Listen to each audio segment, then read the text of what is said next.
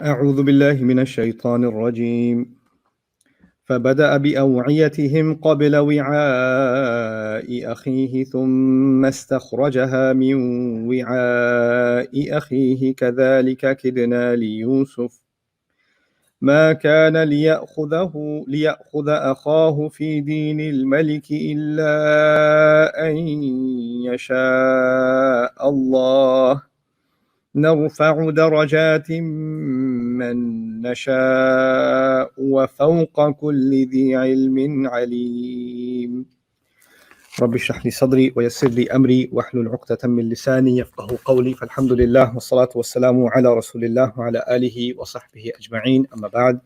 Once again, everyone, assalamu alaikum wa rahmatullahi ta'ala wa barakatuh. Today, I try to share with you some things from ayah number 76 of Surah Yusuf. This is where Yusuf alayhi salam is going to complete the scheme that he had in mind, which was of pulling out the cup from his brother's bag. So, فَبَدَأَ بِأَوْعِيَتِهِمْ قَبْلَ وِعَاءِ أَخِيهِ. He started with their bags, going through their bags, investigating them before checking the bag of his brother, obviously to make that scene play out as more innocent. Also, it could be that in the line, the brother is at the very end of the line, so you get to his bags last, right? So that makes logical sense. ثُمَّ اسْتَخْرَجَهَا. Then he brought it out. Now, before we read the rest of this, there's some really interesting, what might seem as a side conversation, but becomes fairly significant ways of looking at this cup. I've talked to you about a little bit about it. And what I've shared for the most part is the conventional view on this cup, that it was called a siqaya, which means something to drink in. Saqaya ski, right? Or istisqa is to drink or to give drink. So siqaya is a cup which helps you drink. So it's just any cup. But then later on, it comes out that it's Suwa al-Malik, it's the goblet of the king, or it's the measuring cup that's symbolic and things like that. It's a big deal. Now, we've talked about that already. What is interesting here is there are a couple of views on how the cup can be perceived. So Dr. Akram Nadwi, I was talking to him today, and Sheikh Sahib Saeeda told me that he's come to hear that Dr. Akram has a unique view on these cups. So I was curious, so I gave him a call, and among other things, I talked to him about the cups. And he shared his view with me, and we've gone back and forth, myself and Suhaib, and then myself and Dr. Akram. And I think it's important to kind of mention at least the presence of that view, because it's rooted in evidence and language, and there is the alternative view, and both of them have their benefits. And so we're going to talk about both of these views and their benefits now, okay? So the first thing that is important to note here is the Quran is very specific in its language. So in the course of this conversation, once it's called just a cup, siqaya, something to drink in, and the other time it's called a measuring cup, and that one attributed to the king, so it's made into a bigger deal, right? So why are two different words being used for the same thing? What's also curious is the first time it was called siqaya, it's when Yusuf put it in the bag, right? And it's also referred to as a siqaya, meaning just a cup, when he took it out of the bag. ثُمَّ اسْتَخْرَجَهَا. The ha is a feminine pronoun referring back to siqaya. But the word suwa', which is a masculine word, all the other pronouns, for example, so they say nafqidu suwa' al-malik. They said we are missing the king's goblet, or the measuring cup. Okay, فَمَنْ جَاءَ وَلِمَنْ جَاءَ بِهِ حِمْلُ بَعِيرٍ. Bihi, not biha, bihi. The masculine pronoun referring to the king's cup, the king's measuring cup. Then فَمَا جَزَاؤُهُ. Jaza'uhu, what is the compensation of it? Meaning, if it is found in your bags, what should be the payback? Then they say, قَالُوا جَزَاؤُهُ مَنْ وُجِدَ فِي رَحْلِهِ. Wujida also with it is found, not wujidat fi rahlihi, but wujida fi rahlihi, meaning the masculine pronoun. Now the masculine, see in English, we just have the word it. But in Arabic, you have a feminine it and you have the masculine it. So in the ayahs, when you're reading an English translation, it just says it the whole time. And you're thinking it's talking about the cup. But the thing is, the masculine it is referring to the word used for the king's goblet, the king's measuring cup. And the feminine it is referring to the cup when Yusuf put it in there, right? So now what's interesting is the masculine it got used throughout. So وَمَنْ وُجِدَ فِي رَحْلِهِ فَهُوَ جَزَاؤُهُ كَذَلِكَ نَجْزِي الظَّالِمِينَ. Fine. فَبَدَأَ بِأَوْعِيَتِهِمْ قَبْلَ وِعَاءِ أَخِيهِ You were expecting ثُمَّ اسْتَخْرَجَهُ.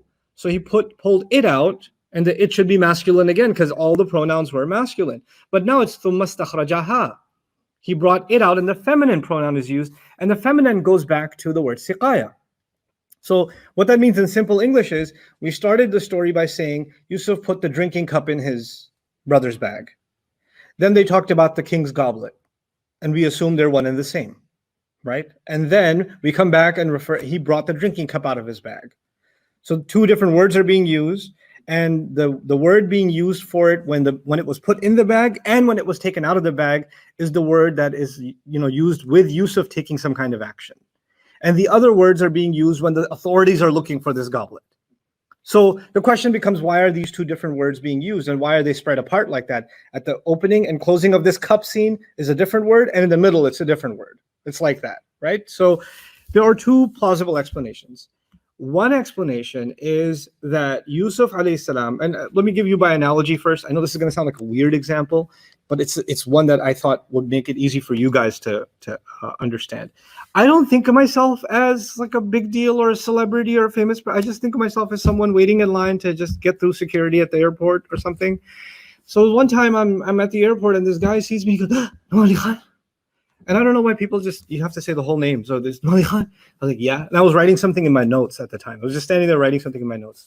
He's like, I've seen all of your videos, all of them. Can I have a picture? I was like, yeah, sure. So we just kind of take a picture. He says, salam. So he goes, I have a really big question for you. I was like, what is it? Can I have your pen? And I was like, let me see if I have an extra one. And I checked my bag. I have an extra one. I was like, yeah, you can have my pen. Well, thank you so much. I'm going to cherish this. Can you write something on it? So I was like, it's just a pen, dude. It's nothing else. It's just a pen. But for him, it was a memento, because apparently to him, I'm a big deal or something like that. The point that I'm trying to make is this. For me, from my point of view, it's not a big deal.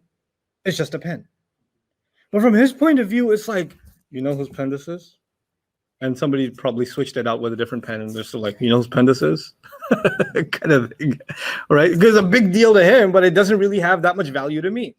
Yusuf alayhi salam is the prime minister of the land. For all practical purposes, he's running the country, right? So when he's sitting there sipping coffee in a cup, it's just his cup. But for anybody else who walks by, you know whose cup that is? You see what I'm saying? So to them, it's a big deal. For him, it's just a cup. So if it is referring to the same object, whenever Allah talks about it from his point of view, he just says just a cup. But when he's playing out the scene, and one way of looking at it is when he put the cup in the bag, and what's not been stated, and most conventionally Mufassirun look at it this way, then he said, hey, where's my cup? Basically, that's not been said, but it's implied, right? So where did my cup go? And the security guard goes, the king's cup is missing, the royal cup, right? And Malik can be the word for king, but can also be the word for any authority. So we know there's a king above that too, but it doesn't have to be the king referred to with the word Malik. And the word Aziz can also be, it doesn't just mean minister, it could mean your highness. It can mean sir. So these words can be sort of general, and they don't have to refer to one particular person. So, or it could be that this is the cup from the palace that he uses, and it's the king's, I mean, he's sitting in the king's chair, literally, because in the biblical version, by the way, he sat him in his throne, or he sat where he used to sit, so he can relax. So the ornaments that are there are the king's ornaments, right? Now for him, it's just a cup, but everybody around him is like, the king's cup is missing. That's a big deal. So they make a big fuss about it. And even if it is the symbolic cup that he doesn't drink from, but it sits there on the table as a decoration piece or something like that, and he just says, hey, where's that cup? Where did it go? They're making it a much bigger deal. And by the way, the people that are in security, if this happened on their watch, then they're in major trouble, right? So one reading of it, they said, maybe one of the people in security said, well, ana bihi za'im, I'm its guarantor. Whoever brings the cup back will get a full load of a camel, and I'm its guarantor. And yesterday I told you that the way to interpret that attributed to Yusuf is, Yusuf alayhi salam comes out and says, you better come back with this cup, and whoever does is going to get a camel's load of food along with the camel. And I'm guaranteeing that. I talked to you about that interpretation. But another more conventional view, actually, more popular view, which is actually pretty plausible also, is the security guard or the head of security who's in pretty serious trouble, or so he thinks, because on his watch, something from the Oval Office got stolen, right? So that's not a small crime. That's a pretty big crime. So he's now personally saying, whoever comes forward with it, I'll give you a camel, I'll give you a load, and I'm guaranteeing it personally. because his neck is on the line. You understand? So he's coming out and saying and giving these guarantees. So that's one way of looking at this cup business. And then again, when Yusuf alayhi salam pulled the cup out, it's just a cup again, right? And this is maybe a subtle way of the Quran telling us how things with value are perceived differently by different people, right? And it's not, some things may be to us a very big deal because they are connected to somebody that we have high regard for. They of course have high regard for Yusuf alayhi salam because he's the king, or he's right second hand to the king. But to Yusuf alayhi salam, it's just another cup. But from a religious point of view also, this is an important side consideration. In different religions in the world, including in the Muslim world, sometimes objects become holy because somebody touched them, because somebody was around them, right? And they become sanctified, So, the sword of a Sahabi radiallahu anhu, for example, right? Or the cup in which somebody drank, or so the Prophet ﷺ's mat or something like that. Those are all remarkable things, but they are not in and of themselves holy. They're just objects. They're nothing more than objects. You see, and the dirt on which he walked is just dirt. It didn't become more holy because the Prophet ﷺ walked on it. Our love for him makes us think about his legacy when we are in the city of the Prophet ﷺ. Like the last time I was in the two cities for Umrah and just spending some time in Medina. Obviously, we can't possibly walk on the dirt that he walked on. It's all covered in concrete and then foundations and then carpet on top of that. And we're not going to experience what he experienced. We're not walking through Al-Masjid al-Nabawi with the sun beaming on us with those giant umbrellas and those fans running and all that stuff, right? So we're breathing the same air, but we're not exactly in the same environment anymore, obviously. But what I do is when I'm in Medina, I recite a lot of Madani Quran. And what I try to think about is Jibreel alayhi salam came down here somewhere and gave these words to Rasulullah sallallahu alaihi wasallam. Like somewhere in this proximity was the first time these heavenly words came, right? And when I'm in Mecca, then I'm reciting ayat that are Makki more, and just thinking about the fact that somewhere here, this place was blessed because Allah's words were revealed. But beyond that, what happens sometimes in religions, and again with Muslims, is objects become sacred. Or objects, get value more than they should have. Now, this is, of course, a governmental matter. If things start getting stolen from the presidential office, then that doesn't speak well for how crime can be controlled in the country. So it's a pretty bad statement. But beyond that, what we do, and not in the religious world and beyond the religious world, some items become of great value because a celebrity touched them, and they're being auctioned off for millions of dollars, right? And things like that. And it's interesting that Allah shows the people's perspective of how big a deal it is, and then Yusuf's perspective, Suwa al-Malik is just a siqaya. It's just a cup. It's just I'm going to put the cup and I'll take the cup back out. That's all it is, right? So it's an interesting, contrast of points of view. So that's one way of looking at the two contrasting terms for the cup. Another way that Dr. Akram, puts forward, and I'll add some of my own thoughts to what he's saying, because when you present a thought, it has ripple effects, right? So what I'm presenting to you is not purely Dr. Akram's ideas, but based on Dr. Akram's ideas. So his idea is, because there are two different pronouns being used, and one is just a cup and the other is the goblet, that there are two different objects. And the theory behind it is Yusuf alayhi salam only intended to put a cup, his personal cup, the cup, inside his brother's bag. And as they were leaving, instead of making a scene in front of everybody, he would have come up to them and say, "Hey, I'm missing my cup. I don't want to make a scene in front of everyone, but you were the only ones that were you were the only one that was in my room," or something like that. Or you're the only people I had close interaction with in that way. I need to go through your bags. And so he goes through it without, a public debacle and all of that. He was just going to take the cup out and go. But at the same time, the king's actual official measuring cup, that's a symbolic thing, that's such a big deal, went missing. So Yusuf put his own cup there, and the king's goblet is missing. So he's just put the cup, and they're starting their journey. And as they're starting their journey, the announcement is made, "You're all thieves." And Yusuf alayhi salam himself is in shock. That's not what just happened. How do they know they're thieves? So that's his reading, that actually two things happened at the same time. He put the cup there, and the official cup went missing. And when the official goblet, the measuring cup went missing, they're looking for that. نَفْقِدُ صُوَاعَ الْمَلِكِ. But then Yusuf alayhi salam says, let me look through it. And then finally, when he pulls out, oh, what do we have here? We didn't find the king's goblet, but my cup is here. What's it doing here? You understand? Now, this seems like a minor difference, but it does have some interesting implications behind it, if you do look at it this way. If you look at it this way, then Yusuf alayhi salam did not intend to publicly shame his brothers in that setting.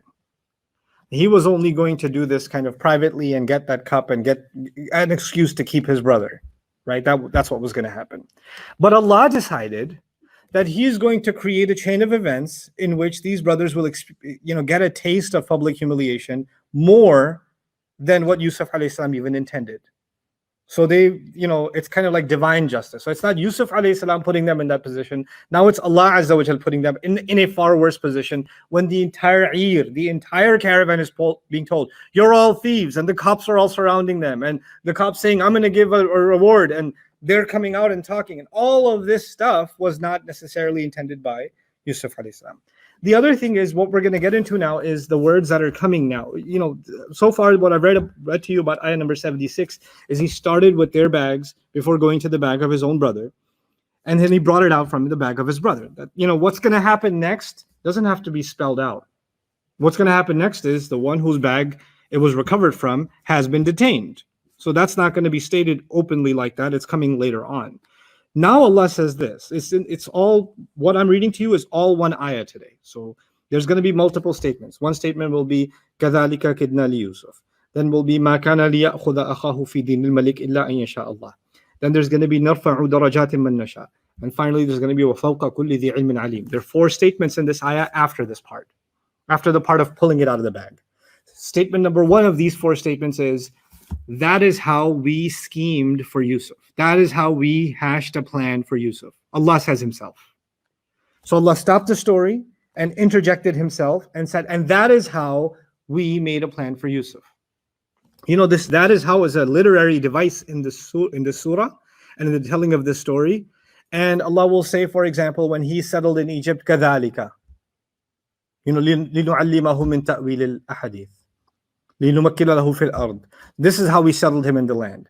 كَذَلِكَ مَكَّنَّا لِيُوسُفَ يَتَبَوَّأُ مِنَ الْأَرْضِ حَيْثُ يَشَاءُ كَذَلِكَ. So He's telling a story and He intervenes. And that's how we did it for Yusuf. That's how we got him put into Egypt. That's how we brought him back into power. In all of those, that the statement, that is how we, occurs, right? And now we find the same, that is how we. And so Allah is taking credit for this plan when He says, that is how we. Now, the 2 readings. In the first reading, Yusuf alayhi salam is putting this entire scheme together, having the cops call them out and all of it, right? But there are some things that are not in his control.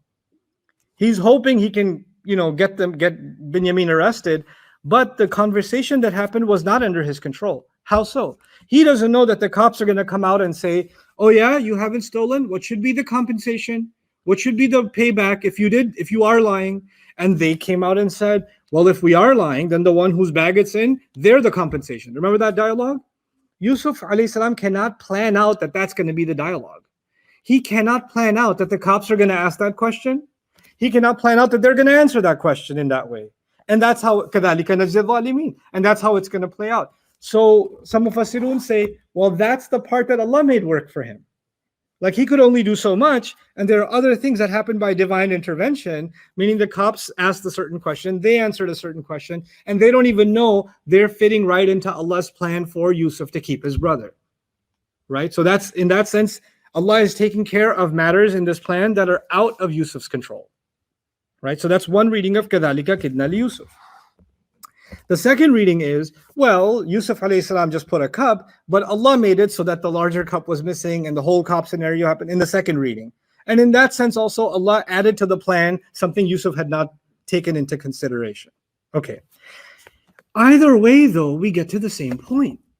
We get to the point where Allah has basically facilitated this scheme for Yusuf alayhi salam, and this is interpreted in one of 2 ways. One way this is interpreted is Yusuf alayhi salam was given revelation by Allah to do this, to take the cup, put it in the bag, to do this entire scheme. Yeah. So this was something revealed to Yusuf alayhi salam. Now, if it is read this way, that it was given to Yusuf alayhi salam, he was following Allah's instructions. I am reminded of the story of Surah Al-Kahf, where there is a character that Musa alayhi salam meets who's not mentioned by name, right? We call him Khidr or Khadir. And he does several things that we find immoral. He damages a ship, he kills a child, something doesn't make sense. He builds a wall where, there was no compensation, and they're dehydrating and starving, and they're not even giving them water, right? So when he does those things, at the end of it, he says, وَمَا فَعَلْتُهُ عَنْ أَمْرِي. I didn't do this because this was my decision. I did this because who told me to do it? Allah told me to do it. So he's actually attributing those acts to Allah, which is an interesting study by itself. When I finish the surah, I'm going back to Surah Al-Kahf to finish it. But the point is, at the end of it all, what did he explain? This wasn't me. I didn't kill someone, or I didn't damage a ship because I wanted to, or because that was my doing. But actually, this was وَمَا فَعَلْتُهُ عَنْ أَمْرِي. So it's more complex than that, but more or less, he does explain that this wasn't just entirely me. The one who knows the future and what is going to happen is the one who instructed me to do this. Okay? Here, you don't find Yusuf alayhi salam being told, or us being told, and Allah commanded him to do so. You don't find those words. What you find is Allah made a scheme for Yusuf. Now, you could read Allah made a scheme for Yusuf, or Allah, you could say endorsed the scheme for Yusuf two ways. One, Allah actually made that scheme and told him this is the scheme. Yeah, that's one way. And if it is that way, then there is no questions we can ask. Allah told him to do it, so you do what Allah tells you to do. Right? وَلَوْ أَنَّا كَتَبْنَا عَلَيْهِمْ أَنْ يَقْتُلُوا أَنفُسَكُمْ أَوْ يَخْرُجُوا مِنْ دِيَارِكُمْ مَا فَعَلُوهُ إِلَّا قَلِيلًا مِنْهُمْ. If they were given revelation, kill yourselves.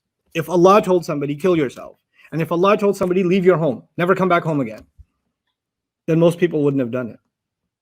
And then Allah says, وَلَوْ أَنَّهُمْ فَعَلُوا مَا يُوعَظُونَ بِهِ لَكَانَ خَيْرًا لَهُمْ. And had they done what Allah is telling them to do, it would have been better for them. The point of that ayah in Surah An-Nisa is, if Allah tells you to do something that doesn't seem right or doesn't seem logical to you, if Allah is telling you, understand that your logic is less, Allah's wisdom is more, you should still do it. What Allah tells you. That's the point of that ayah. So if that's the logic that Allah has taught us, then by that logic, if Allah has revealed to Yusuf to do these things, there's no questions asked, that's it. But another reading of the same ayah is Allah Azza wa Jal allowed Yusuf alayhi salam to engage in this plan, and part of this plan was out of Yusuf's control, like what the cops are going to say and what's going to happen and all of that stuff, and what the brothers' response are going to be, whether they're going to cite the Canaanite law that the person whose bag it's found in will be enslaved. They brought that stuff up, and Yusuf can't control that they're going to bring that up, alayhi salam. That all of that was done by Yusuf alayhi salam, and Allah further not only endorsed his plan, furthered his plan himself. So both wills, the will of Yusuf independently, alayhi salam, he decided to do this, and Allah endorsing his will, and then adding his will to it. Right? So that's the second reading. And I'm more convinced, as you might guess, of this second reading. And in the second reading, when you see that Yusuf alayhi, Allah says, we made this scheme work for Yusuf. Basically, my reading of it would be, Kidna li Yusufa, we made this plan work out in the favor of Yusuf. Okay, so the plan was there, but it couldn't have worked out unless Allah Azza wa Jal made it work out. Yeah? Then he says, listen to this. Ma kana liya'khudha akhahu fi din al-malik illa in yasha Allah. It wasn't possible for him to hold on to his brother in the religion. I wouldn't translate this religion here, in the constitution of the king, except by Allah's will. Okay, so Allah is now explaining why he did this. Why did he do this whole cup debacle? Why did this entire drama have to be played out? He says because there was no legal way under the law of the king that you can have a foreigner stay in the royal palace. In official government buildings, you have to have security clearance to stay, right? And to stay in a country, you have to have certain kinds of immigration status. And then on top of that, if somebody is going to stay in the highest building in the land, then they better have gone through every layer and every background check, security check, bureaucracy. All of that has to be cleared before they can go there, right?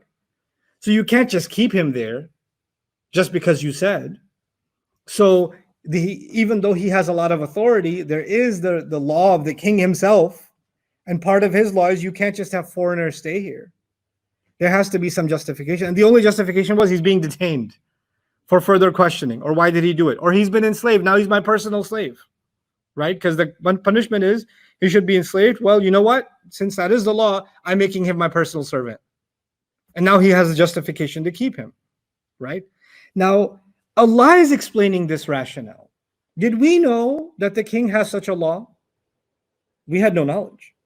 All we knew is Yusuf alayhi salam hashed a scheme that I tried to challenge the morality of yesterday. You remember? I said Yusuf alayhi salam has put a scheme together in which there is deception, in which there is humiliation, right? In which there's false accusation, a tampering with evidence. That's what they call it nowadays, right? Falsified arrest, right? Unjustified imprisonment. All of this stuff is happening in this story. And Allah says, first, let me clear the air. I endorse this view. I endorse this plan, and I'm the one who made it work anyway.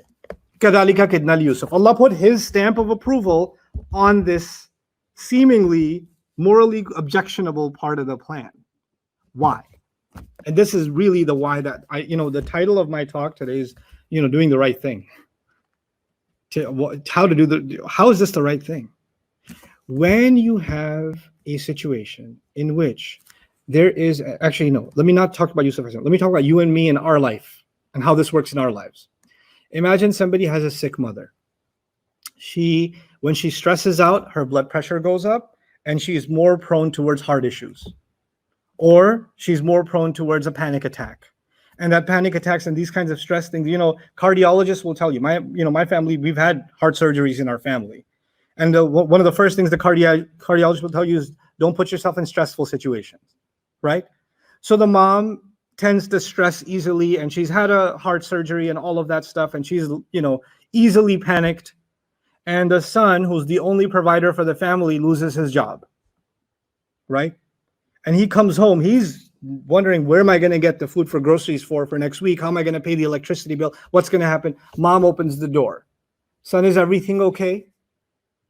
Now he has to make a choice. He says, Mom, actually, I lost my job. And we have, I think $35 left in the bank. So I don't know if we're going to get evicted or what's going to happen. And if he says that to her, he knows what's going to happen to her.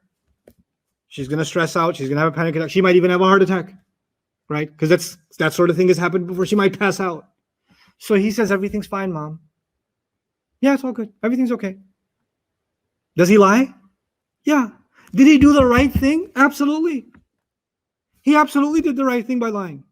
Because when you have to consider what harm he's preventing, then in those situations, there is a room. And this kind of room exists in lighter circumstances. So for example, your wife cooked for you and you think it tastes about the same as cardboard.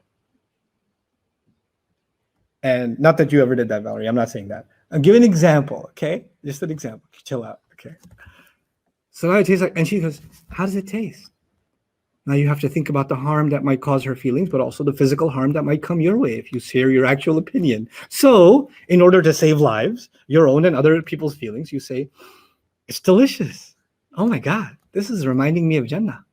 And in your head, you're saying, probably sending me to Jannah sooner than I thought. But you're not saying that out loud. But you say something to protect somebody's feelings. You're not causing anybody harm, right?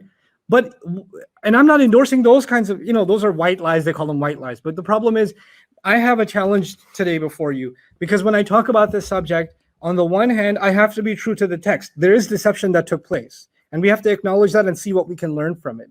But the danger is when somebody hears this, they're like, the Quran's okay with me lying. So I'm going to lie in like virtually any self-serving circumstance and then say, well, Yusuf alayhi salam, have you seen this YouTube video? Bro, it's in the Quran. That's why I lied. So we need to strike a very clear balance, right? Now, what is that clear balance from what I can extrapolate from these ayat? Now, I'm going to give you a darker scenario. A darker scenario is perhaps in a family, there's a father who's physically, emotionally abusive. He beats the kids, or he beats up on his son, or beats up on his daughter, right? And he comes home and he's drunk or he's angry and he asks the wife, where is she? He's asking about his daughter. Where is she? And she's hiding in the closet. And the mom goes, she slept over at her friend, at the aunt's house. She's not here today. She lies. Does she lie? Yeah. Did she do the right thing to save her child from abuse? Absolutely. She absolutely did the right thing.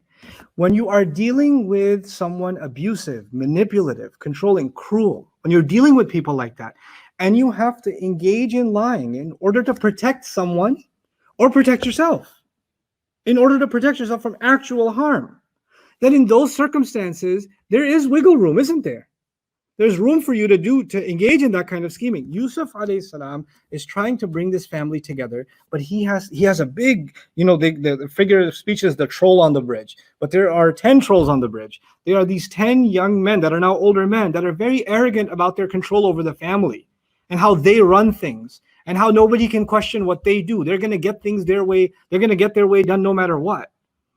And he is trying to protect for starters, his youngest brother from that line of abuse because he's tasted it himself. The memory of what they did to him is fresh. He knows what they did. And every bad thing that happened in his life as a result of that, he knows is attributed to them. And he knows now, he's smart enough to know that Binyamin is the next target of that abuse. So he's putting the scheme together to save his brother from that abuse. And in that scenario, this is the ultimately moral thing to do. And it is a scheme it is a lie against a bunch of liars. Did he not experience his brothers lie through their teeth when Yaqub alayhi salam said, I'm scared a wolf might eat him? And they said, what, a wolf? While we're here? In akalahu dhi'bu wa nahnu usba. Which ironically, it's pretty ironic. I shared with you back then. Oh, a wolf would eat him? Why do you need a wolf to eat him? We're here. We could do that. We could do a wolf job much better. But that's not what they meant, right? They meant, oh, why would a wolf eat him when we'll take care of business? And yarta'u yal'ab. And Yusuf alayhi salam must have heard this conversation they're having with his dad. He's gonna play. He's gonna eat to his fill. He's gonna have such a good time. And this kid, some part of him says, maybe they're right. I will have a good time. And when they get away, they're beating on him, kicking him, throwing in a well, cursing at him, considering whether they should kill him or not. And even when they said, uqtuluhu, maybe they said it on the way too. Come on, let's just go back to the old plan. Just kill him and be done with it. So he knows that they present one face to dad and then there's another face in reality. When people are manipulative and deceptive and dishonest like that, then you get to play their game because they're engaged in a war with you. And not to hurt them. He didn't do this to hurt them. He did this to save someone from hurt. And really, that's the measuring stick that I can find. Allahu a'lam. It is not that I'm going to hurt them because they hurt me. It's not vengeance. It's not your personal sense of justice. I need them to feel the pain that I felt. More important than that is I need to prevent their infliction of harm to stop. I don't want them to have another victim. I don't want them to hurt this person. I'm going to save him no matter what in whatever scheme I can come up with. I'm protecting someone in particular. And you can't even come up with, but no, I'm protecting the world from you. No.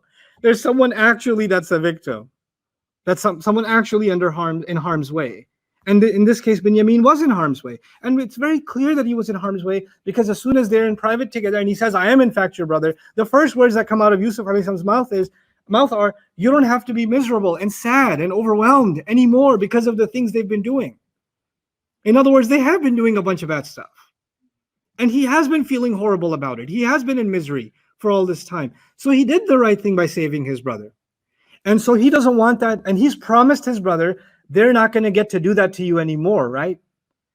He made that promise to him. فَلَا تَبْتَئِسْ بِمَا كَانُوا يَعْمَلُونَ إِنِّي أَنَا أَخُوكَ, I am your brother, is also not just a statement, I am in fact your brother, but also means I'm your brother, I'll protect you. You don't have to worry about them anymore. And what they've used to do, that's in the past now. Isn't that what that means? So this entire plan is him keeping his promise to his brother, to protect his brother. And so, and nobody's actually harmed. And even if some harm has come their way about an accusation, the accusation actually didn't come true for them. Who did it come true for? Binyamin, and he's bought in on the plan also. So from a moral point of view, we're learning something delicate. The Quran You would think, religious people, they want to commit to the truth and they stand against lies. Truth is good, lying is bad. But the Quran tells us that sometimes there are situations that are gray, that are complicated, that do involve complicated people or abusive people or cruelty. And in some of those cases, you have to be able to maneuver those people in the right way.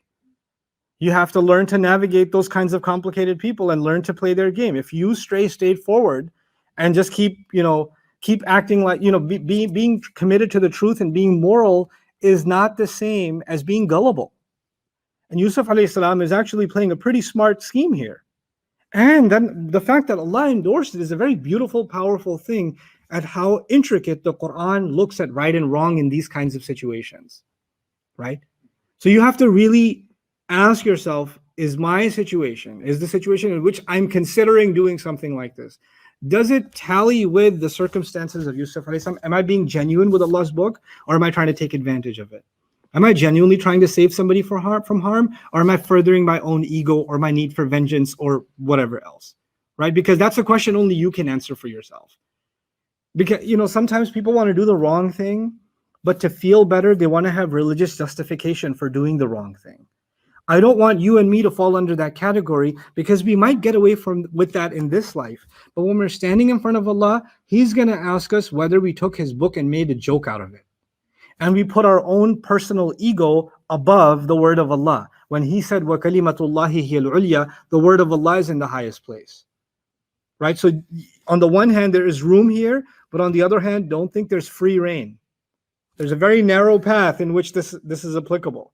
And we have to be careful about whether or not we're engaged in that, we're on that path and treading carefully. Now, look at how, first Allah says, Allah endorsed this plan, or Allah schemed this for him, Yusuf alayhi salam. Then he offers a rationale. He says, مَا كَانَ لِيَأْخُذَ أَخَاهُ فِي دِينِ الْمَلِكِ إِلَّا أَن يَشَاءَ اللَّهُ. It wasn't possible for him to grab his brother or to hold on to his brother in the law of the king, in the constitution of the king. Here you learn the word deen comes from the phrase كَمَا تَدِينُ تُدَانُ. The way you deal is how you are dealt with. You know the old expression, as you sow, so shall you reap? Right? It's the equivalent of that in Arabic, كَمَا تَدِينُ تُدَانُ. The word deen, which we commonly translate as religion, actually has to do with dealings. And Maliki Yawmiddin is the day on which every dealing will be dealt with.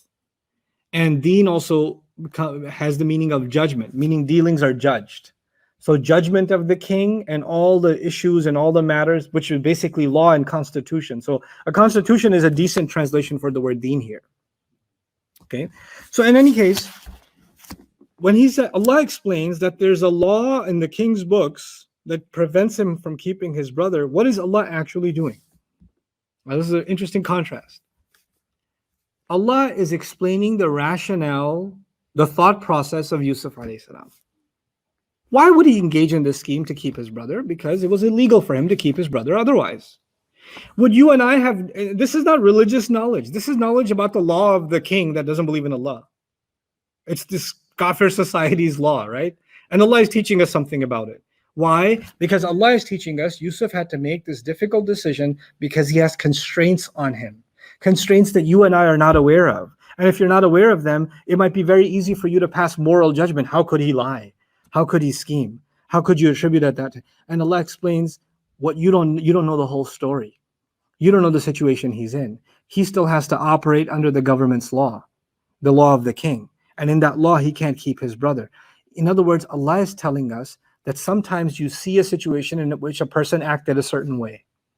But if you don't know all the things they had to take into consideration before they made that decision, you will come up with an overly simplified judgment of what they did. Okay, this is complicated what I just said, so let me put it in the way of example so you understand. Somebody pushed someone.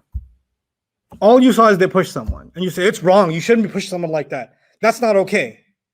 That's unacceptable. You don't know that the guy's been pushing him 10 other times and is saying all kinds of things and manipulating the situation, and you don't know any of that stuff, right? Or if you don't push me, I'm going to punch that little kid over there. Or putting him in a crazy situation. You don't know the background of the whole story. All you saw is a push, right? And you've already made a judgment that the one who pushed is wrong, isn't it? but you don't know all of the things that went into play. And sometimes those people are not able to explain their situation. And sometimes those people don't owe you a full explanation of their situation. They don't owe you all the personal details of their life that led to them making this one choice. They don't owe you that. Allah knows the circumstances they had to go through to make this choice, right? But from our point of view, we see something and say, Astaghfirullah, how could they do that? Astaghfirullah, falsifying evidence. Astaghfirullah, getting somebody arrested falsely. Astaghfirullah, putting a cup and then saying, where's the cup? Inna lillahi wa inna ilayhi raji'un. Kings nowadays. You don't know the whole situation. Now Allah is informing you there's more to it than you've been told. And what is He teaching us as a universal principle? Don't be so quick to pass judgment on why someone did something. You don't know why they did something. Yusuf alayhi salam did something you can consider illegal, but had higher moral reasons for it. He did something which you might consider immoral otherwise. If somebody else did it, it may be immoral. What we're learning now is a complex portion of Quran's morality, the Quran's version of morality. It could be the same act and it could be evil and it could be good. It's the same exact act. Two people have done the same exact act, but what is behind that act and what is intended by that act will determine whether that act is good or whether that act is evil. In fact, the flip is true. Not just a bad thing that may be good, but interestingly enough, you could be doing something good, but it's an act of evil. You could be doing something good, but it's actually not good at all. You know, and you're masking it. You're masking the evil deed, the evil intentions, with a good costume on top of it, right? And Allah has us see through that. In this case, what may look bad on the surface is actually something good from behind. And so He says, "Ma kana liya'khudha akhahu fi din al-malik illa an yasha Allah," except unless Allah wills. He can't keep it unless Allah wills. Now, unless Allah wills, obviously, if Allah wills, anything will happen. But here also another direct reading of it from within the ayah, from within the statement is Allah willed that this plan should work out in the way that it will, and it was Allah's will that He do this. Right? So a second endorsement from Allah is in illa an yasha Allah. Then Allah says, "Narfa'u darajatim man nasha." We raise in ranks whoever we want. We raise in degrees whoever we want. Now, what is Allah saying here? You have Yusuf alayhi salam being raised in rank throughout the story. Little by little by little by little. And here you have something being done that someone might point at and say that reduces his rank. And remarkably, Allah in that ayah says, no, we raise in ranks whoever we want. Also, it's a remarkable statement about the scenario. The story started where the brothers had a rank over Yusuf, they had power over him. And now he has power over them. They had power to take him away. He has power to keep his brother. They had power and he couldn't do anything about it. He now has power and they can't do anything about it. The father was begging to keep Yusuf and they didn't listen. And now they're going to beg to take Binyamin and he won't let him go.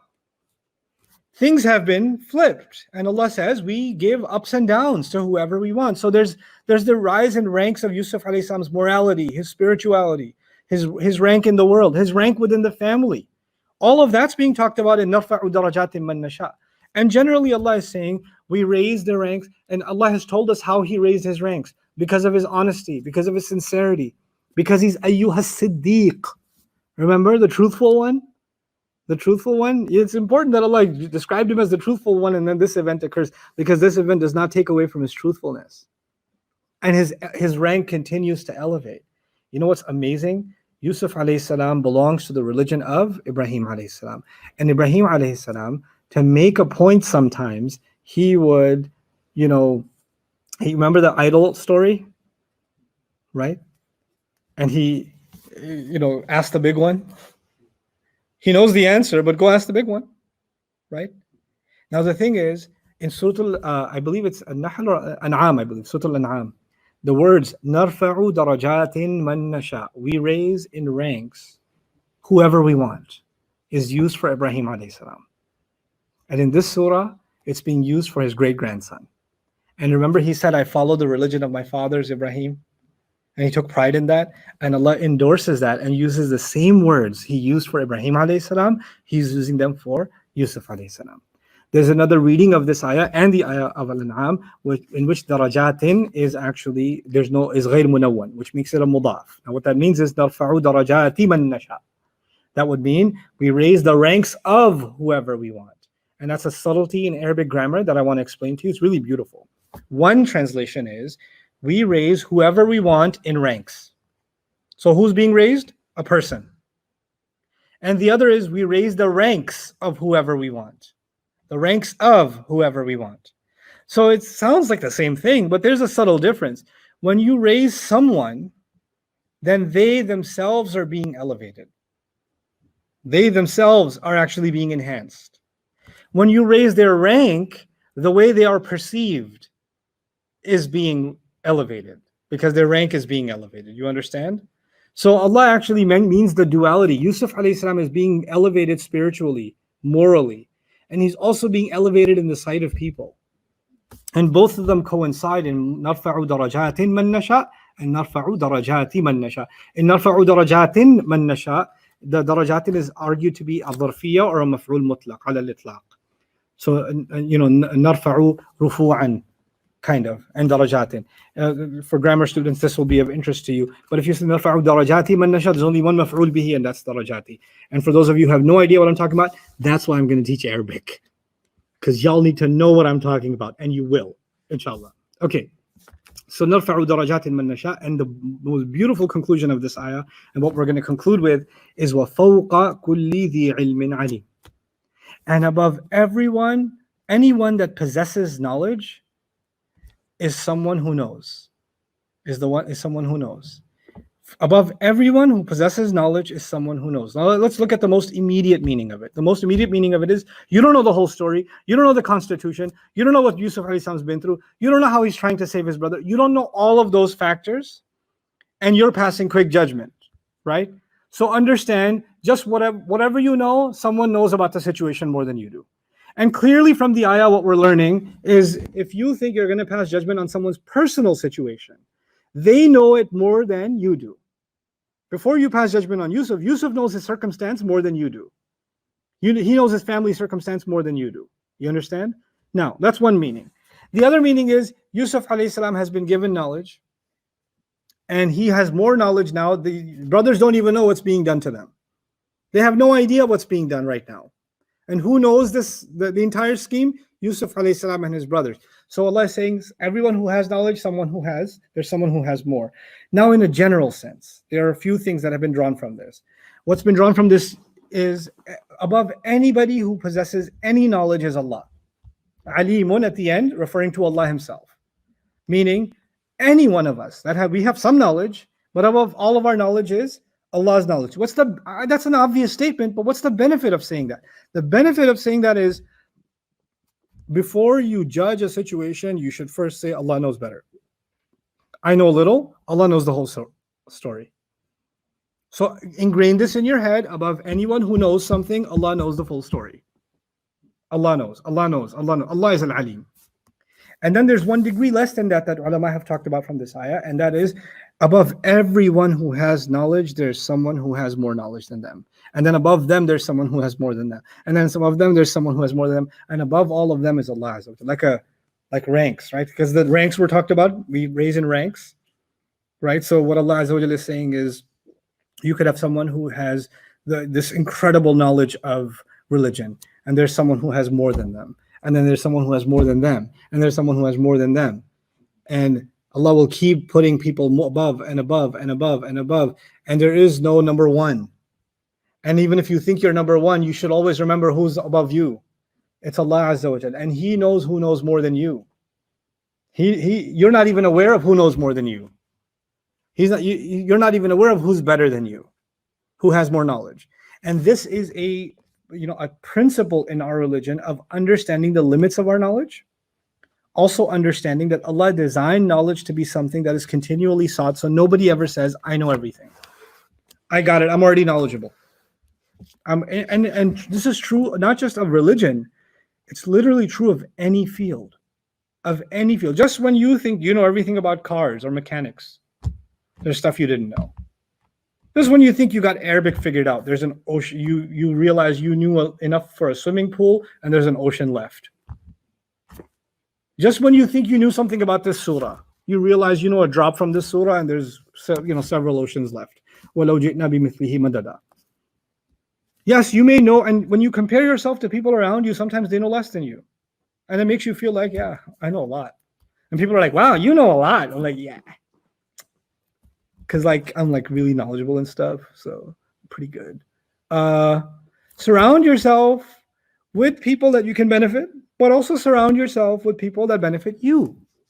That you go to and you realize, فَوْقَ كُلِّ ذِي عِلْمٍ عَلِيمٍ. Appreciate that Allah has created a hierarchy. It's something of benefit for you and me to have that. The sentiment is the problem happens when we have, especially in Islamic studies, and this is something I'm saying off the cuff, politically incorrect, I don't care. And that is that in Islamic studies, especially, we are quick to give titles. Very quick to give titles. Like a lot of people call me Sheikh, right? I don't accept these titles. First of all, I'm definitely not a Sheikh. Most definitely. And even when there is somebody who went to an Islamic university somewhere and they graduated and they got a degree, right? And they came back to their community. And let's just say in the United States or Canada or England or somewhere else, right? Now they have a degree in Islamic studies, right? And people in their community don't have that degree. So they're clearly the sheikh. The problem is when they were at school, they were the worst student in the class. They barely graduated. Or there were other top students that knew a lot more than them. And above them were teachers who knew a lot more than them. And those teachers have teachers who know a lot more than them. And a lot of their best teachers, the best teachers I've ever met in the field of Islamic studies are teachers that are continuously students. They don't spend most of their time teaching. They spend most of their time what? Learning, reading, studying, engaging. That's what they spend their time doing. But when you create a culture where somebody gets a little bit of knowledge, and now they can drop some Arabic words on you and like, whoa, mashallah, where did you study? Where did you get oh, mashallah, you're a sheikh. And when you do that, the problem is when you have a 19-year-old, a 20-year-old, a 25-year-old getting this kind of attention, it gets to their head. And now they do believe they're a sheikh. And they want their title to say sheikh or doctor or this or that or the other. And that title becomes more important. And now that you have that title, you're already on top of the mountain, man. You got nowhere else to climb. You're good. Right? And now the only time you will study, the crazy thing is, the only time you'll study something is when you want to teach something, to tell people how sheikhy you are. Right? So to sheikhify your audience. You're not studying for yourself. You're not studying for your love of learning. You're studying for the love of, imposing your sheikhhood. Right? And that's a sickness. That's not fawqa kulli dhi ilmin alim. And when that happens, you know what the crazy thing is? When someone gets afflicted with that virus and they're corrected, hey, you said something that doesn't make sense. Hey, you said something that's wrong. Those are, you trying to step on my sheikh territory? And then they start getting defensive as if it's a personal attack. And they start going on the defensive and attacking somebody else because they're trying to take my rank down. And what does Allah say? وَفَوْقَ كُلِّ ذِي عِلْمٍ عَلِيمٍ. When somebody corrects me or somebody says, hey, by the way, you cited this was incorrect. Or you said this the other day, slip of the tongue, I said, baniya is an ism tasghir. It's not. It's jama' mudhakkar salim. It's from banina. And bunayya is ism tasghir, and that's mufrad. It's a total gaffe on my part. And Suhaib called it out. He said, by the way, you said this. I was like, oh! And I thank him and I corrected. I say, hey, that was wrong. There's no big deal. You're human. You're going to be wrong. That's okay. But when you don't acknowledge this, وَفَوْقَ كُلِّ ذِي عِلْمٍ عَلِيمٍ, someone knows more than you. So above everyone who has knowledge, there's someone who has more. If we don't acknowledge that limit, then that becomes a real serious problem. The world is now in a very bad place because there are people who believe nobody knows better than they do. Whether we find them in government, whether we find them in the classroom, whether we find them with a mic, it doesn't matter. When people's opinions put them in a position where nobody can correct their opinion, nobody can correct their position, they don't live by وَفَوْقَ كُلِّ ذِي عِلْمٍ عَلِيمٍ, trouble happens. Allah Azza wa Jal is now showing us, this is the last thing I'll share with you about this ayah, and we'll inshallah continue tomorrow. Probably tomorrow I'll only do 77 inshallah. It's a very heavy ayah tomorrow. Well, one thing I'll share with you about this is, why is Yusuf alayhi salam going through all this trouble? Like, why the whole, like, he recognizes them but doesn't say I'm your brother, then he says you better bring your brother back, and all this, and he could just get it over with in one shot. You see, what I can tell, and I'm really happy that Dr. Akram today corroborated what I was thinking all along anyway.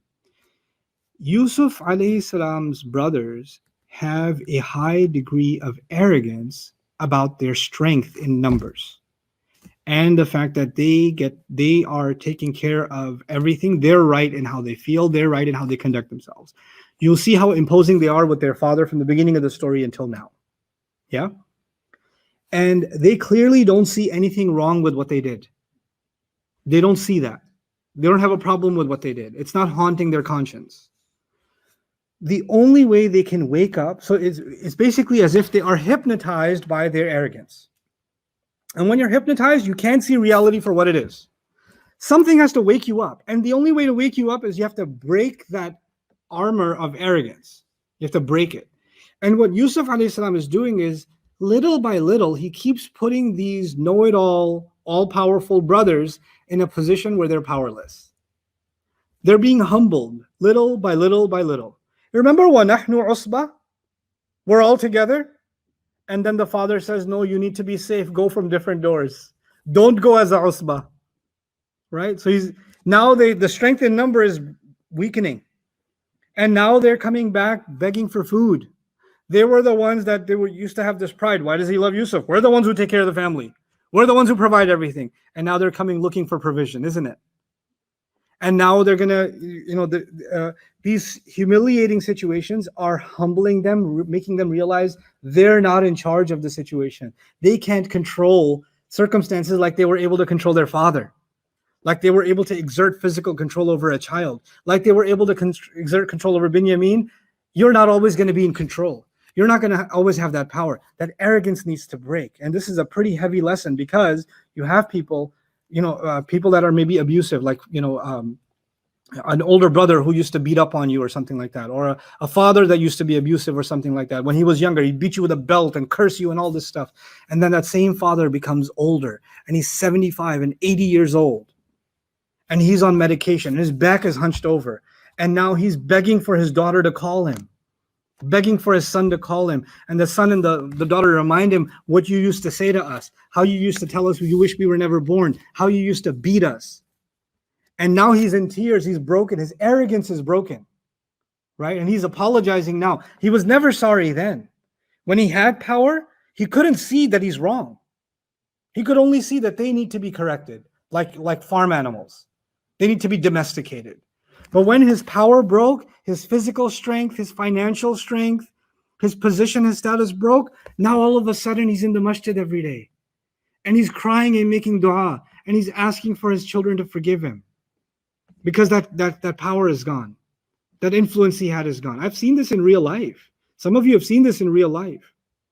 What Yusuf alayhi salam is doing is he's hoping that they don't continue down this path until it's too late and then realize they've done something wrong. Some people only want to change their ways when they're like very, very old, and then they look back and say, well, I can't do much bad anymore. And had they been given youth again, they'd go back to their old ways again, right? He wants them to break that hypnosis so they can see the error in their ways, and he knows the only way they can do that is if they are humbled. And so he's going through a process by which he's chipping away at their pride, little by little, putting them in powerless situations little by little. And in that, we're learning something delicate. When you have power over someone, you don't have to crush them to teach them a lesson. And if they've been in a position of power over you, and now you're in a position of power over them, that can happen. You don't have to put them in their place like it's my turn now.